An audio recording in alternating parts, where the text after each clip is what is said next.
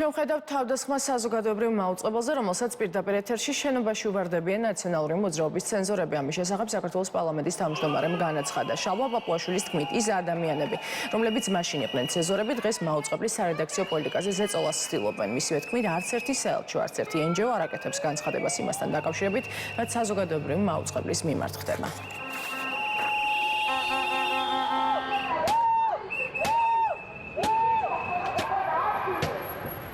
ჩვენ გარდამისვლა ხედავთ უკვე არა თუ ას მედიაში ვიღაცა პოსტი დაწერა პირდაპირ თავდასხმას საზოგადოებრივ მაუწყებელზე რომელსაც უვარდებიან პირდაპირ ეთერში უვარდებიან მის შენობაში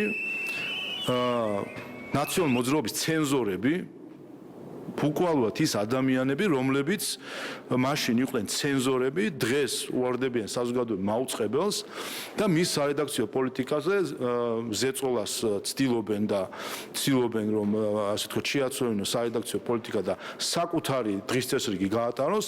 ამაზე ჩუმად არის ყველა NGO, ამაზე ჩუმად არის ყველა საელჩო. და ამაზე უნდა დაფიქრდეს საზოგადოება, რასთან გვაქვს საქმე. იმიტომ რომ ასევე ჩუმად იყვნენ უკრაინაშიც და მოლდოვაშიც, ოდესაც ტელევიზიებზე ზეწოლას